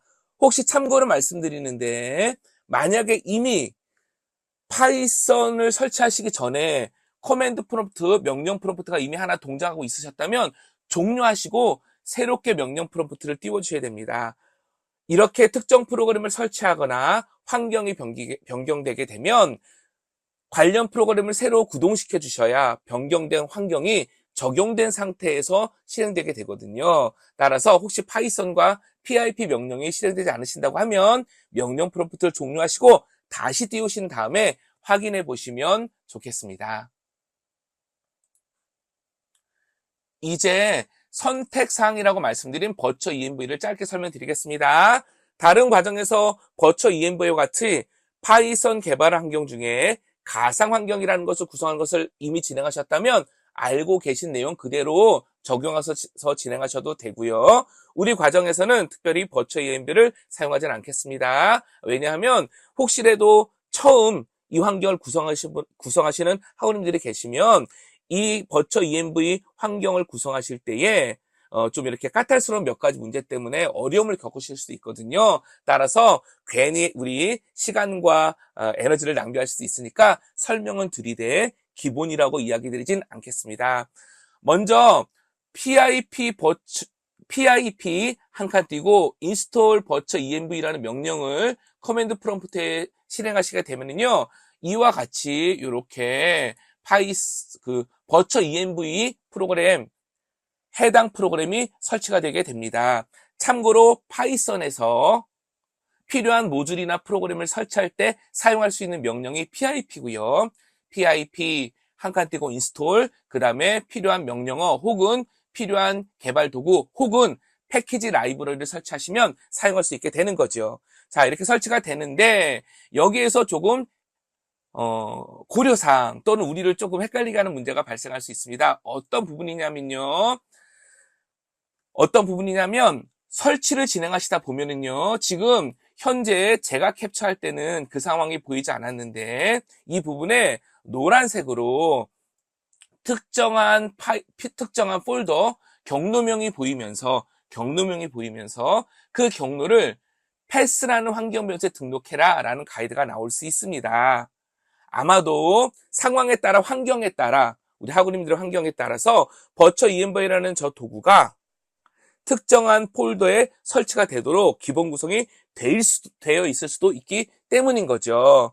따라서 가이드가 혹시 보이시고 문서 설치하는 화면 중에 특정한 폴더 경로명이 나오면서 패스라는 환경 변수에 등록해라 라는 가이드가 표시가 된다면 다음 페이지와 같은 내용들을 진행해 주시기를 부탁드리겠습니다. 참고로 제 경우 어떤 식의 가이드가 뜰 수 있냐면요, C 드라이버 유저스 밑에 크리스, 이 크리스는 제가 로그인한 사용자 계정입니다. 그 밑에 앱 데이터 밑에 로밍 밑에 파이썬의 파이썬 312, 역시 이 312도 설치하는 파이썬 프로그램의 버전에 따라 다를 수 있죠. 그 밑에 스크립트, 즉 이러한 폴더를 예를 들면 이러한 폴더를 경로에 추가해라, 패스에 추가해라 이런 표시가 나올 수 있다는 거죠. 따라서 가이드된 대로 패스 환경 변수를 구성해 줘야 되는데요. 진행하는 방법은요, 윈도우 R 버튼 누르시고 system cpl 명령을 실행하십니다. 그러면 시스템 속성이라는 화면이 표시가 되는데요. 여기서 고급 탭을 클릭하시게 되겠습니다. 그러면 보시는 것과 같이 이렇게 시스템 속성에서 환경 변수를 세팅할 수 있는 또 다른 UI가 표시가 됩니다. 즉 고급 탭을 클릭하면 이와 같은 메뉴를 확인할 수 있다는 거죠. 자, 이 상태에서 조금 전에 말씀드린 예제로 이야기 드린 가이드된 환경 변수를 패스에 등록해 주시면 되겠습니다. 패스에 등록하는 방법은요, 일단은 사용자 변수 해도 되고 시스템 변수 해도 되는데 일단 기본적으로 우리는 시스템 변수를 사용하겠습니다. 패스라는 환경 변수를 보고요. 그 다음에 그 해당 항목을 편집하게 되면 이와 같이 우리가 원하는 폴더를 등록할 수 있는 또 다른 UI가 표시가 되는데요. 새로 만들기 버튼을 클릭하시면 특정 폴더를 등록해 줄 수 있습니다. 즉 추가해 줄 수 있습니다. 추가하신 다음에 위로 이동, 아래로 이동 이 버튼을 클릭하시면 원하시는 부분으로 이동도 가능합니다. 참고로 이것도 팁으로 이야기 드리는데요. 제 경우는 파이썬 3.11 버전도 이렇게 설치를 해놨습니다. 그런데 패스의 등록을 보면 3.12 버전이 3.11보다 위에 존재하는 것을 보실 수 있죠? 앞부분에 있잖아요.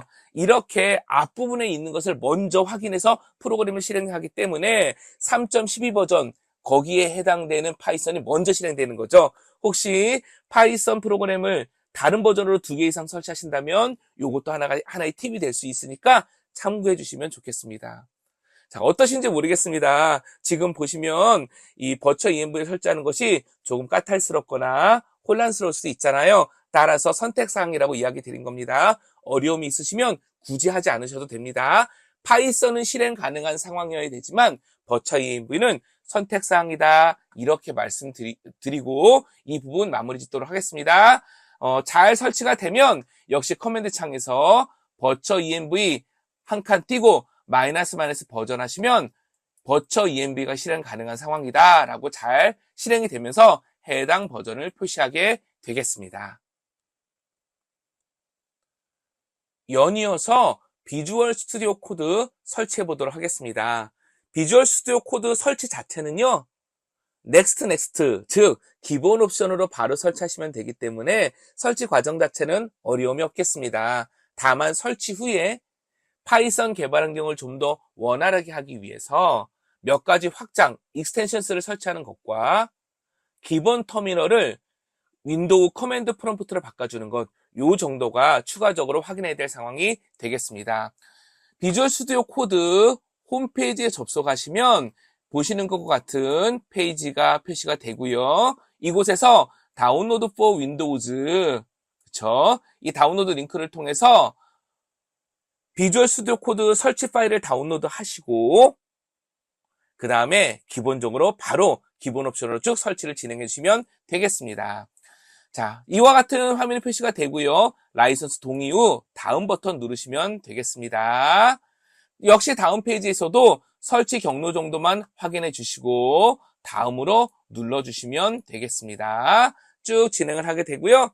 참고로 우리가 다운로드 받은 프로그램은요, 유저 버전이기 때문에, 유저 버전이기 때문에 설치 경로가 파이썬에서도 잠깐 언급드렸듯이 우리한테 익숙하지 않은 유저스 밑에 크리스의 앱 데이터 이러한 식으로 표시가 되게 됩니다. 하지만 이번에는 이거 그대로 사용하면서 쭉 진행해 보도록 하겠습니다. 보통 이제 비주얼 스튜디오 코드는 코맨드 라인 등에서 설치하거나 경로 등을 설치하는 환경을 구성하는 것은 많이 없고요. 보통은 메뉴에서 바로 아이콘으로 실행되기 때문에 그냥 진행을 해도 프로그램을 사용하는데 뭐 어렵거나 헷갈릴 일이 많이 없습니다. 따라서 이 기본 옵션 그대로를 진행해 보도록 하겠습니다. 계속 표시해 드리는 것과 같은 이런 화면들이 나오고요. 특별한 수정 없이 계속 다음 버튼을 클릭하셔서 진행하시면 되겠습니다. 자, 계속 아무런 수정 없이 설치를 쭉 진행하신 다음에 종료 버튼을 클릭하시면 비주얼 스튜디오 코드 메인 페이지가 표시가 되게 되겠습니다. 이와 같이 표시가 된다는 거죠. 물론 첫 번째 표시가 되는 버전의 명이라든지 첫 화면은 설치한 비주얼 스튜디오 코드의 버전과 시점에 따라 다소 다를 수 있습니다. 그래서 이 부분은 해당 시점에 따라서 다를 수 있다는 거 참고 부탁드리겠습니다. 이제 파이썬 개발을 위한 익스텐션스를 설치할 것인데요. 메뉴 중에서요. 하나, 둘, 셋, 넷, 다섯. 왼쪽에 있는 메뉴 툴바 중에서 다섯 번째를 보시면 큐브 블럭과 같이 비슷하게 생긴 메뉴 항목이 있는데요. 이 메뉴 버튼 클릭해 주시면 되겠습니다. 메뉴라고도 볼 수 있고 툴바라고도 부르기도 하죠. 클릭을 하시면 파이썬 익스텐션스를 검색할 수 있고 설치할 수 있는 목록이 이와 같이 표시가 됩니다. 자, 여기 검색창에서 우리가 필요한 익스텐션스를 검색할 건데요. 그 검색이 어떻게 되는 거냐 하면 파이썬, 그 다음에 파이썬 익스텐션 팩, 요 두 가지의 이름을 검색해 주시면 되겠습니다. 물론 이 두 가지를 설치하게 되면 연계되어 있는 파이썬 인바이러먼트 매니저라든지 파이썬 타입 힌트와 같은 다른 익스텐션스도 함께 설치는 됩니다. 따로따로 설치할 필요 없이 파이썬과 파이썬 익스텐션 팩 두 가지를 설치하시잖아요. 이렇게 두 가지를 설치하시면 관련된 프로그램들을 연이어서 함께 설치 진행하실 수 있습니다. 자, 간단하게 관련 내용을 함께 설명드리면은요. 이와 같이 설명드린 화면으로 전개가 되고요. 참고로 여기 보시면 제 경우 파이썬 익스텐션 메뉴와 몇 가지 확장팩이 설치되어 있는 도구 툴바 모임이 보입니다. 우리 학우님들 맨 처음에 설치하셨다면 이런 거 안 보이실 수 있습니다. 혼란 없으시길 부탁드립니다. 자, 여기에서 파이썬 익스텐션스 메뉴를 클릭하면 그쵸? 이와 같은 화면이 표시가 되고요. 자, 여기다 익스텐션스 검색창에다가 한번 검색해 보겠습니다. 파이썬 하고 이렇게 검색을 하시면 자, 파이썬 익스텐션 팩까지 함께 검색이 되죠. 자, 이 내용을 보시면 여기 파이썬 그쵸? 파이썬 익스텐션 팩 두 가지가 검색이 되는 게 확인이 됩니다. 마이크로소프트가 제공하는 파이썬이고요. 돈 자이아만이라는 사람이 제공해 주신 파이썬 익스텐션 팩이 되겠습니다. 이 두 가지입니다. 참고로 제 경우는 이미 설치를 해놓은 상황입니다. 우리 학우님들도 다른 과정 등에서 이 확장팩을 설치하셨다면 이 부분에 인스톨이라는 메뉴가 보이지 않습니다. 만약에 설치되어 있지 않다 그러면 지금 밑에 잠깐 표시된 것 같은 인스톨이라는 요 버튼이 표시가 되게 되니까 그 버튼을 클릭하셔서 설치 진행해 주시면 되겠습니다. 만약에 설치가 되신 상황이면 해당 익스텐션을 클릭하시면 관련된 화면이 요 밑에 옆에 이렇게 표시가 되게 되고요. 어인스톨을 하거나 자 여기서 어인스톨을 하거나 디세이블 뭐죠? 해당 익스텐션스를 비활성하는 그런 메뉴도 함께 확인해 볼 수 있습니다. 자, 이렇게 확장팩을 잘 설치해 주시면 되겠습니다. 확장팩을 잘 설치해 주신 다음에 메뉴를 확인해 보시면요. 바로 왼편에 이와 같이 파이썬 동아리를 튼, 파이썬이 뱀이잖아요. 예, 동아리를 튼 그러한 아이콘이 보이게 되고요. 확장 메뉴를 클릭하시게 되면 현재 설치되어 있는 파이썬 프로그래밍 또는 파이썬 엔진 목록들이 이와 같이 표시되게 됩니다. 만약에 잘 안 보이시면은요, 여기 있는 리프레시 버튼 있잖아요. 잘 안 보이시면 리프레시 버튼을 한번 클릭해 주시면 표시가 되게 되겠습니다. 참고로 저 같은 경우에는 아나콘다라든지 몇 가지 파이썬을 같이 한번 설치해 보았습니다. 따라서 역시 보여지는 이 화면 또한 학우님들의 환경에 따라 다소 다를 수 있다는 부분도 참고 부탁드리겠습니다. 여기까지가 하게 되면 비주얼 스튜디오 코드를 설치하고 익스텐션, 확장까지 설치한 상황이 되겠습니다. 이제 중요한 부분이 하나가 더 있는데요. 기본 터미널을 변경하는 겁니다. 자, 기본 터미널을 변경하는 부분, 터미널을 여시면은요, 자, 뉴 터미널이죠. 뉴 터미널, 터미널에서 뉴 터미널 메뉴를 클릭하시면 밑에 터미널이 여는데, 역시 아무것도 안 하시면, 여기 보시면 PS라고 되어 있는, 그쵸? 이 표시와 함께 윈도우즈 파워쉘이 사용되게 됩니다. 참고로 윈도우즈 파워쉘은요, 마이크로소프트 윈도우즈가 제공해주는 또 다른 명령 처리기인데 우리가 흔히 접하는 커맨드 프롬프트보다 더 많은 기능을 지원해 줍니다. 공교롭게도 이 파워쉘이라는 쉘이 명령을 처리할 수 있는 이 도구가 파이썬 프로그램 같이 파이썬 코드와 같이 몇몇 스크립트는 보안에 위험하다고 하면서 실행을 잘 안 해줄 수가 있습니다. 불편하잖아요. 그리고 파이썬 프로그램 같은 경우 보안적으로 문제가 있는 코드도 동작할 수 있다라고 판단을 해서 그렇기도 한 겁니다. 따라서 웹 등을 검색해 보면 파워쉘이라는 스크립트 처리하는 엔진에 보안성을 좀 낮추라는 설정을 하려고 합니다. 근데 그럴 필요 없습니다. 우리는 기본 터미널을 윈도우 코맨드 프롬프트로 바꾸면 되는 거거든요. 바꾸는 방법은요. 자, 이렇게 파워쉘이라는 모습이 표시가 된다면 바로 약간 오른쪽에 보시면 파워쉘 이렇게 프롬프트가 지금 실행되고 있다라는 표시가 보이는데요. 그 상황에서 잠깐 주의해서 보시면은요. 드롭다운 메뉴가 하나 보입니다. 드롭다운 메뉴를 클릭하시면 메뉴에 Select Default Profile이라는 게 보이시고요. 이 Select Default Profile을 클릭하시면 비주얼 스튜디오 코드 상단에 현재 선택할 수 있는 다양한 명령 처리기를 표시가 되고요. 그 표시된 것 중에서 우리가 원하는 걸 선택해주면 됩니다. 우리는 코맨드 프롬프트가 관심사니까 코맨드 프롬프트를 체크해주시면 되겠죠. 이렇게 선택하신 다음에 다시 터미널을 실행시키시면은요, 이와 같이 윈도우 코맨드 프롬프트가 잘 실행이 될 겁니다. 여기까지가 되시면 모든 환경 구성이 오케이, 끝났다라고 이야기 드리겠습니다. 마찬가지로 관련 내용 한번 같이 다시 한번 해보겠습니다. 우리가 마지막으로 했던 부분이 확장팩, 익스텐션스를 설치하는 메뉴였잖아요. 자, 이제 첫 번째 여기 익스플로어라고 되어 있는 부분 있잖아요. 이 메뉴 툴바를 클릭해 보시겠습니다. 클릭하시면 이와 같이 현재 화면이 바뀌게 되는데요. 현재 우리는 아무런 폴더를 오픈하지 않았습니다. 즉 개발할 수 있는 소스 코드를 저장하고 관리할 수 있는 폴더를 열지 않았다는 거예요. 잠시 후에 그 부분도 해보겠습니다. 지금 보여드린 이유는요, 툴바를 선택함에 따라서 화면이 바뀔 수도 있다, 구성이 바뀔 수도 있다는 것을 보여드리기 위함입니다. 자, 이 상황에서 저는 지금 우리 학우님들이 좀 보시기에 불편함이 없도록 비주얼 스튜디오 코드를 확대하는 상황입니다. 그래서 이 부분에 점이 3개 보이는데요. 이렇게 점이 3개 보이는데요. 학우님들은 아마 모든 메뉴가 한 줄로 보일 가능성이 높습니다. 저는 여기에서 터미널에서 뉴 터미널 실행해 보겠습니다. 그러면 보시는 것과 같이 저는 이미 구성이 되어 있기 때문에 윈도우즈 터미널이 이렇게, 자, 코맨드 프롬프트가 이렇게 잘 표시가 되는 것을 확인할 수 있습니다. 그런데 우리 학우님들 특별하게 처리를 안 하시고 처음 설치하셨다면 보시는 것과 같이 이렇게 PS로 시작하는, 그쵸? 파워쉘이 실행된다는 거죠. 이럴 때 어떻게 한다고요? 자, 잠깐 오른쪽에 보시면 드롭다운 메뉴가 있고요.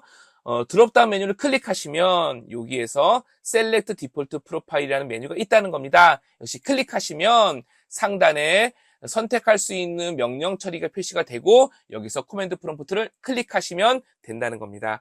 이와 같이 구성을 하시면요. 자, 이쪽에 보시는 휴지통 버튼으로 다 관련된 내용 닫아보겠습니다. 닫은 다음에 다시 터미널을 실행하시면 이와 같이 명령 프롬프트, 코맨드 프롬프트가 잘 실행되는 것을 확인할 수 있습니다. 여기까지 비주얼 스튜디오 코드를 설치하고 필요한 환경을 구성해 보았습니다. 이제 구글 콜앱을 가입해 볼 건데요. 역시 이미 가입하시고 사용하실 수 있는 학우님들이 계시면 그대로 하시면 됩니다. 역시 가입하는 게 어렵지 않은데요. 콜앱.research.google.com 해당 사이트에 접속하신 다음에 지메일 계정으로 로그인 하시면 바로 로그인이 되고요. 사용하실 수 있는 환경이 됩니다. 이와 같이 이렇게 화면이 표시가 된다라는 것이지요. 여기까지 준비해 주시면 되겠습니다. 사이트 접속하셔서 지메일 계정을 이용하셔서 로그인 하시면 된다라는 것이죠. 여기까지 기본 개발 환경을 구성하시느라 수고 많으셨습니다. 이제 구성한 개발 환경을 한번 간단하게 사용해 보도록 하겠습니다. 우리 과정에서는요, sjcu-ai라는 폴더를 워킹 폴더, 즉 코드를 저장하고 관리하는 기본 베이스 폴더로 삼아 보겠습니다. 따라서 지금 여기 표시되는 거는요, 코맨드 명령 프롬프트 창에서 필요한 폴더를 만드는 방법입니다. mkdir이라는 명령으로 C 드라이브 안에 있는 sjcu-ai 라는 폴더, mkdir 한 칸 띄고 C 드라이브 내에 sjcu-ai 폴더를 이렇게 만드시고요. 해당 폴더로 cd 명령을 해당 폴더로 이동하시면 이렇게 해당 폴더로 이동하시는 상황이 되겠습니다. 아니면 탐색창을 이용해서 직접 폴더를 만드셔도 되겠습니다. 지금 보시는 것 같이 이렇게 폴더가 만들어진 게 확인이 되고요. 이렇게 현재는 아무것도 없는 상황이 되는 거죠. CMD 창에서 명령어 mkdir로 만드셔도 되고, 그게 좀 헷갈리시거나 익숙하지 않으시면 탐색창을 이용해서 새로운 폴더를 만드셔도 되겠습니다. 이렇게 폴더를 만드신 다음에 이제 해야 될 일이 있는데요. 비주얼 스튜디오 코드로 해당 폴더를 여시는 겁니다. 파일에서 오픈 폴더 해서 해당 폴더를 열고요. 당연히 아무것도 없는 폴더이기 때문에 파일들이 별도로 표시되지 않습니다. 주의할 부분은 sjcu-ai 폴더가 잘 열려 있어야 한다는 겁니다. 그 다음에 hello.py라는 간단한 파이썬 파일을 하나 만들어 보겠습니다. 자, 만드는 방법 여러 가지가 있는데요. 오른쪽 버튼을 눌러서 만들 수도 있고요. 그 메뉴 중에서 툴바 중에서 여기 새로운 파일을 만들 수 있는 툴바를 메뉴를 클릭하셔서 만드셔도 됩니다. 그 다음에 hello 파일 이렇게 hello.py 이렇게 파이썬 예제 코드를 만들어 보겠습니다. 그런 다음에 아주 간단한 한 줄짜리 코드를 입력해 볼 건데요. 우리가 알고 있는 프린트 헬로 월드 간단하게 이렇게 만들어 보고요. 터미널을 여신 다음에 파이썬 hello.py 그쵸? 파이썬 한 칸 띄고 hello.py 라는 것으로 실행해 보도록 하겠습니다. 실행하는 방식, 즉 hello.py를 실행하는 방식은 어렵지 않습니다. 여기 파이썬 터미널을 여시고 hello 파이썬 하신 다음에 한 칸 띄시고 원하시는 파이썬 파일만 입력해 주시면 됩니다. 물론 뭐 디버그 모드를 실행하거나 다양한 실행 방식이 있겠지만 우리는 터미널을 좀 이용하도록 하겠습니다. 그게 가장 간단하고 실수를 최소화할 수 있기 때문입니다. 자, 이렇게 실행하게 되시면 결과로 hello world, 즉 타이핑, 코딩한 대로 잘 출력이 되어 있는 것이 확인이 되겠습니다. 여기까지 하시면 기본적으로 비주얼 스튜디오 코드로 파이썬을 만들 수 있는 파이썬 코드를 만들고 실행할 수 있는 환경이 되는 것이지요. 역시 같이 해보도록 하겠습니다. 자, 이 상황에서 파일 메뉴에서 오픈 폴더를 실행하시고요. 자, 그 다음에 우리가 만들어 놓은 폴더로 들어가 보겠습니다. C 드라이브에 sjcu-ai 폴더 선택하시면 이와 같이 화면이 바뀌면서 해당 폴더가 오픈이 되겠습니다. 그렇죠? 자, 오픈된 결과를 보시면 자, 열려있는 터미널이 있는 경우 일단 요건 저는 닫아놓도록 하겠습니다. 이와 같이 이렇게 나오고요. 여기 보시면은 오픈 에디터스라는 요 메뉴도 보이시잖아요. 자, 요 내용은 뭐냐면요.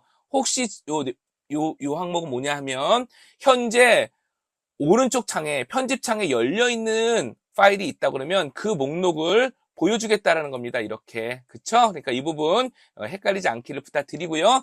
당연히 웰컴 창 닫아버리면 오픈 에디터스도 없어집니다. 그리고 말씀드린 것 같이 현재 sjcu-ai 폴더는 아무것도 없으니까 비어있는 폴더죠. 주의할 부분이 있습니다. 비어있는 폴더인데 주의할 부분은 반드시 이 부분에 sjcu-ai라는 폴더 명이 표시가 되어야 됩니다. 다른 폴더를 여시거나 서브 폴더를 여시면 안 됩니다. 자, 이 상황에서 우리 제가 배포해드린 또는 사용한 문서에는 툴바를 이용을 했지만 저는 여기에서 오른쪽 버튼을 눌러서 뉴 파일 한 다음에 hello.py 그쵸? 파이썬 코드를 이렇게 해보겠습니다. 그 다음에 프린트 자 hello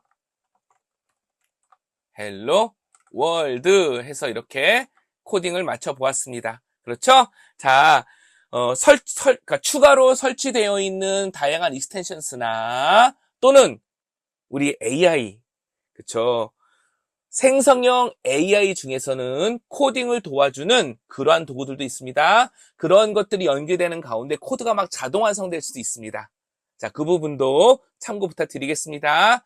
자, 물론 이제 이런 것들을 구성해 놓지 않으셨다 그러면 자동 완성 등의 제약은 있거나 또는 자동 완성 등이 안 되겠지요. 좀 다른, 학우님들의 환경과 좀 다른 형식으로 코딩이 막 완성이 되더라도 당황하시지 마시기를 좀 이렇게 말씀드리기 위해서 부가적으로 이야기를 드렸습니다. 자, 이렇게 해서 코딩이 완료가 됐고요. 꼭 저장해 주셔야 됩니다. 컨트롤 S로 꼭 저장을 해주시거나 파일에서 세이브 하셔가지고 꼭 저장을 해주셔야 됩니다. 가끔 저장 안 하시고 실행하시는 경우도 있거든요. 자, 이 상태에서 터미널을 열어보도록 하겠습니다. 터미널을 열고요. 열었습니다. 자, 터미널을 여시게 되면은요, 이렇게 우리가 지금 오픈해 놓은 폴더 있죠? 그 안으로 들어와 있는 상태가 됩니다. 여기에서 파이썬 한 칸 띄고 hello.py 그러면 hello.py 실행하시면 자, hello world가 잘 출력되는 게 확인이 되겠습니다. 이제 코랩도 한번 같이 실습해 보도록 하겠습니다. 새로운 파일 ipynb라는 확장을 갖고 있는 파일을 하나 만들 건데요. 이름을 sjcu-ai 이렇게 일관성 있게 잡아보도록 하겠습니다. 물론 관련 내용을 다 캡처해 왔습니다. 이렇게 캡처해 오고요. 쭉 진행할 수 있도록 하였습니다. 그리고 보시면 실행까지도 잘 되는 것까지 확인을 드렸는데요. 이 부분은 직접 코랩 화면에서 진행하면서 설명을 드려가 보도록 하겠습니다.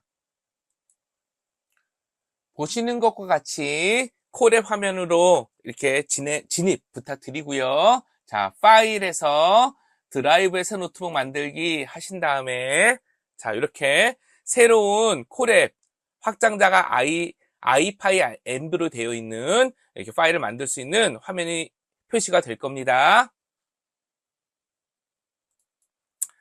이렇게 표시가 되고요. 우리 여기 언타이틀드로 되어 있는 부분을 클릭하셔서 이 부분을 수정을 하겠습니다. 어떻게 해요? sjcu-ai 이렇게 이름을 붙여서 노트북 이름을 변경하겠습니다. ipynb 보통 노트북이라는 표현을 쓰기도 합니다. 왜냐하면 이게 이제 단순히 파이썬 코드뿐만 아니라 텍스트라든지 실행 결과와 관련된 그림이라든지 다양한 것들이 하나의 파일로 저장돼서 관리되기 때문에 노트북이라는 표현도 씁니다. 따라서 ipynb 확장자를 ipynb를 갖고 있는 sjcu-ai 노트북을 하나 만들었습니다. 자, 코드를 시작하겠다고 했지만 잠시 이야기 드리는 것 같이 먼저 텍스트를 먼저 입력해 볼까요? 자, 여기 위에 있는 플러스 텍스트 버튼 누르시게 되면 텍스트를 입력할 수 있습니다. 여기에다가 자, 파이썬 코드 이렇게 입력해 보겠습니다. 그 다음에 이렇게 마우스로 드래그해서 굵은 글씨로 만들고 다음에 타이틀도 한번 키워보겠습니다. 그러니까 큰 타이틀 형식의 폰트로 만들겠다는 거죠. 텍스트 폰트로. 그러면 오른쪽에 이렇게 파이썬 코드라고 하면서 프리뷰가 나오게 됩니다. 지금 우리는요, 마크다운이라는 확장자가 MD 형식을 갖고 있는 그 포맷에 따른 텍스트를 편집하고 있는 겁니다. 보통 개발 많이 하시는 분들이 MD, 마크다운이라는 형식을 이용을 해가지고 여기 보시면 샵, 그 다음에 별별 이렇게 표시가 들어가 있죠. 텍스트 앞뒤로. 이런 어떤 데코레이션을 달게 되면 텍스트가 속성이 적용이 돼서 굵은 글씨나 또는 큰 폰트 이렇게 바뀌게 된다는 겁니다. 이런 식으로 뭔가 데코레이션을 달아서 텍스트를 편집하겠다. 이거를 마크다운을 편집한다라고도 합니다. 이러한 형식을 마크다운 형식이라고 하고요. 자, 이 정도로 설명드리고 이와 같이 텍스트를 편집할 수 있다는 것을 확인해 봤습니다. 또 하나, 이제 이렇게 보시니까 자, 맨 위에 코딩을 시작하거나 AI로 코드를 생성하세요 라고 되어 있죠. 자, 혹시 여기 파이썬 코드라고 되어 있는 부분을 보시면 화살표로 위로 아래로 가는 표시가 있습니다. 현재 맨 마지막에 있기 때문에 아래 화살표는 표시되지 않고요. 위로 올라가는 요 화살표만 표시가 됩니다. 그쵸? 위로 올라가는 화살표가 있습니다. 요거 클릭하시면 이렇게 파이썬 코드 텍스트가 위로 올라가고요. 코딩을 입력하는 창이 아래로 내려오죠? 뿐만 아니라 이렇게 열고 닫을 수도 있습니다. 그렇죠? 이렇게 편리한 기능들 제공합니다. 자, 이렇게 클릭하신 다음에 만약에 여기에서 휴지통 버튼 있죠? 누르시면 코드란이 삭제가 됩니다. 이렇게 작성한 것을 지울 수도 있습니다. 뿐만 아니라 메뉴에서 뿐만 아니라 살짝 이렇게 마우스를 드래그해 보시면 파이썬 코드라고 되어 있는 텍스트 이 다음에 무엇을 만들 것이냐라고 메뉴가 또 표시가 됩니다. 텍스트를 더 추가할 수도 있고 코드를 추가할 수 있다라는 거죠. 여기에서 코드 클릭 그러면 동일하게 조금 전에 우리가 봤던 것과 동일하게 코드를 만들 수 있는 셀 추가가 됩니다. 이곳에 코드를 입력하면 되겠지요. 한번 프린트 헬로 월드 해서 동일하게 한번 작성해 보도록 하였습니다. 자, 실행을 해야겠죠. 자, 지금 보시면요. 이쪽 연결이라고 표시되어 있는 부분이 있습니다. 연결이라고 표시되어 있는 부분이 있고요. 이 부분이 잠시 후에 실행을 하게 되면 런타임이라고 그래가지고 실제 이것도 어떻게 보면 클라우드 서비스라고 볼 수 있잖아요. 서버에서 할당해 놓은 컴퓨팅 자원 항목이 표시가 될 겁니다. 자, 실행하는 방법은요. 옆에 보시면 여기 플레이 버튼을 누르셔도 되고요. 메뉴에서 런타임 메뉴에서 모두 실행할 것이냐, 현재 초점이 맞춰진 셀을 실행할 것이냐, 다양한 실행 방법이 있습니다. 그리고 한번 실행된 항목은요. 지금 이 세션, 지금 구성해 놓은 이 항목이 닫혀지거나 서버의 연결이 명시적으로 종료될 때, 끊어질 때, 그때는 다 사라지게 되는데, 세션이 살아있는 동안, 세션이 연결되어 있는 동안, 또는 서버의 연결이 유지되는 동안에는요, 한 번 실행된 그 셀의 결과가 계속 메모리에 유지가 되고 있습니다. 그러니까 순차적으로 쭉 하나씩 실행해 나가면, 이전 실행된 내용도 계속 정료된 상태다라는 거죠. 자, 우리는 간단하게 왼쪽에 있는 플레이 버튼을 눌러보겠습니다. 그러면 자, 연결 중 이렇게 표시가 나오죠. 오른쪽 상단에 연결 중 이렇게 표시가 나오고요. 잠시 후에 연결 중 초록색으로 바뀌었습니다. 연결됨. 그리고 디스크램 보이시죠? 자, 런타임이라는 부분, 서버의 자원이 할당된 겁니다. 그리고 실행 결과 헬로 월드 이렇게 결과가 표시가 되는 것이 확인이 되겠습니다. 이와 같은 방식으로 파이썬 환경에서도 이러한 방식으로 파이썬 프로그램을 그쵸 우리 AI와 관련된 여러 가지 다양한 코드를 콜앱에서도 사용할 수 있습니다. 우리 실습 가운데에서는요, 이후 실습에서는 구글 콜앱과 그 다음에 비주얼 스튜디오 코드를 이용한 파이썬 프로그래밍을 병행해서 필요에 따라 진행하고자 합니다. 이제 우리 마지막 이제 실습 영상의 마지막이 되는 건데요. 객체 지향 클래스 예제를 한번 보도록 하겠습니다. 우리 콜앱에서 진행해 보도록 해볼게요. 자, 마우스 살짝 올리셔서 텍스트 해서 새로운 텍스트 한번 넣어보도록 하겠습니다. 여기다가 객체 지향 예제 이렇게 해보고요. 이렇게 해서 굵은 글씨 만들고 폰트 키우겠습니다. 자, 그 다음에 살짝 마우스를 올리신 다음에 이번에는 코드를 입력할 거야 라고 해서 이렇게 코드를 입력할 수 있는 셀을 추가해 보았습니다. 자, 마찬가지로 열고 닫을 수 있다고 말씀드렸기 때문에 이와 같은 방식으로 하시면 내가 원하는 코드들을 그룹핑해서도 관리하는 효과를 낼 수 있겠지요. 자, 우리 첫 번째 add라는 함수를 하나 만들어 볼 건데요. 자, 편의상 저는 복사 붙여넣기로 해서 코드를 바로 구성해 보겠습니다. 지금 보시는 것 같이 일부러 좀 확대를 했습니다. def add 해서 어떻게 되는 거죠? 자, add라는 함수를 만들었고요. 그 다음에 add라는 함수를 호출해서 결과를 출력하는 코드를 만들어 보았습니다. 전통적인, 절차적인 또는 함수 중심의 코드를 해본 거지요. 자, 실행해 보겠습니다. 실행하면 당연히 결과가 잘 나올 겁니다. 그쵸? add라는 함수가 호출이 돼서 add라는 함수로 진입이 되게 되고 각각 인자를 출력한 다음에 그쵸? x 더하기 y를 리턴하게 되고 9번째 라인에서 그 리턴 받은 결과를 출력하니까 1, 2, 3이 되는 거죠. 자, 이제 이런 add라는 기능을요. calc라는 클래스로 한번 구성해 보도록 하겠습니다. 마찬가지로 우리 코드를 작성할 수 있는 셀을 하나 열고요. 이 부분에다가 준비해 놓은 코드를 이렇게 복사해 보도록 하겠습니다. 자, 이 부분 클래스 칼크 저 땡땡 그죠? 클래스를 만들겠다는 거죠. 그 다음에 def 한 다음에 언더바 init 언더바 셀프 이렇게 되어 있죠. 자, 클래스를 통해서 객체를 만들 때 자동으로 실행되는 함수 언더바 init 언더바가 되겠습니다. 셀프 클래스 객체 자체를 가리키는 겁니다. 그 안에 value라는 변수가 있는데 value라는 변수에 0이라는 값으로 초기화하겠다는 거죠. 그 다음에 def add 당연히 클래스에서는 self라는 키워드를 계속 쓰죠. 하나의 객체 안에서 관리해야 될 부분들을 self라는 키워드, 그러니까 self라는 그쵸 그 내용을 가지고 관리하게 되니까요. 그래서 add self 한 다음에 xy, 즉 xy를 인자로 받는 add라는 함수를 하나 만든 셈이 되는 거죠. 그래서 우리가 앞에 구성했던 value에게 마치 우리 멤버 변수와 같은 value 있죠. 멤버 변수 value에다가 x 더하기 y 뭐죠? 예, 인자로 전달받은 x 더하기 y 값을 저장하겠다는 겁니다. 물론 이렇게 하지 않고 바로 리턴할 수도 있는데 멤버 변수라든지 멤버 함수 이런 것들을 어떻게 사용하는지를 보기 위해서 일부러 이렇게 구성해 본 겁니다. 이렇게 밸류를 저장한 다음에 셀프의 밸류를 리턴하죠. 결과적으로는 덧셈의 결과를 리턴하는 셈이지만 value라는 변수를 내부적으로 사용한다. 멤버 변수를 사용한다. 그 내용을 확인하게 되는 거죠. 그래서 get last value 한 다음에 self 이렇게 되어 있죠. 자, get last value 뭐죠? 저장되어 있는 마지막으로 계산되어 있는 value 값을 리턴하는 결과가 되는 거죠. 자, 이렇게 간단한 칼크 클래스를 만들었습니다. 이제 칼크 이렇게 해서 마이칼크와 유어칼크 두 개의 객체를 만들었습니다. 클래스는 하나지만 하나의 클래스로 각각의 객체, 각각 구별되어 있는 다른 객체 마이칼크, 유어칼크 두 개를 만든 거죠. 그렇게 해서 마이칼크.add 1, 2, 유어칼크.add 3, 4 프린터를 했습니다. 자, 그러면 어떤 결과가 나올까요?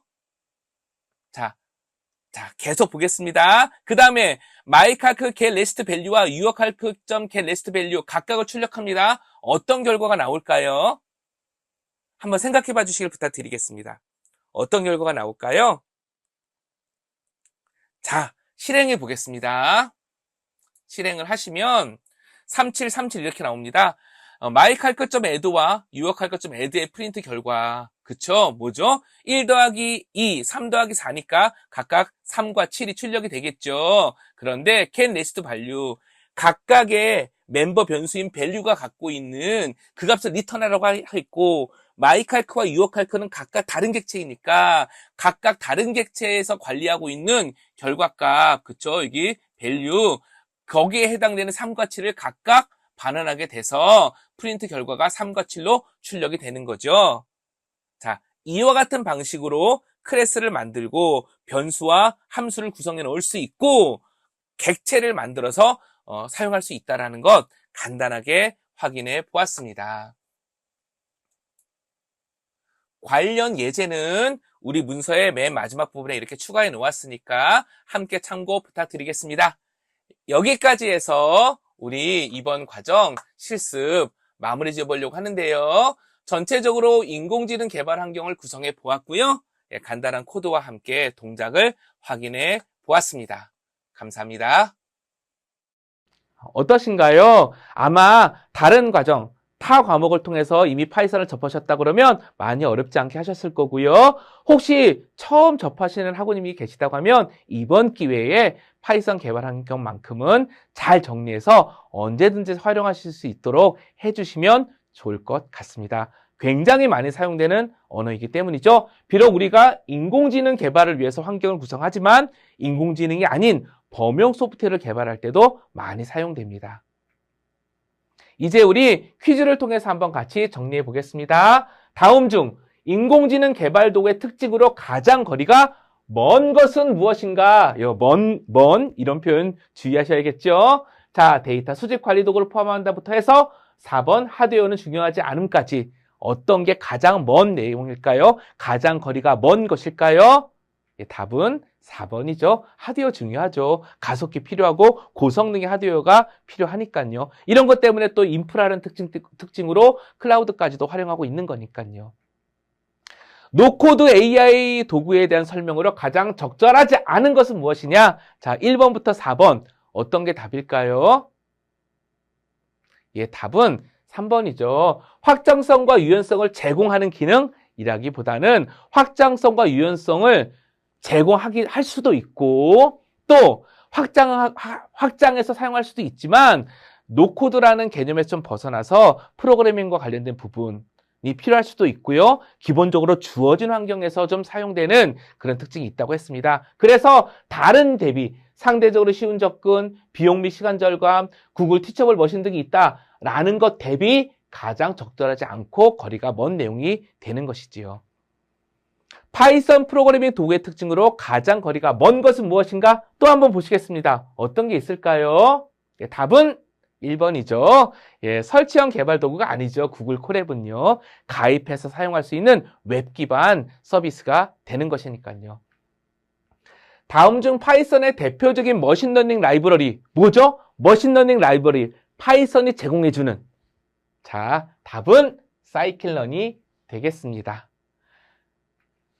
다음 중 파이썬 언어의 특징으로 가장 거리가 먼 것은 무엇이냐? 중괄호를 이용한 블록 구조, 동적 타이핑, 라이브러리 저장소의 활용, 객체장 프로그래밍.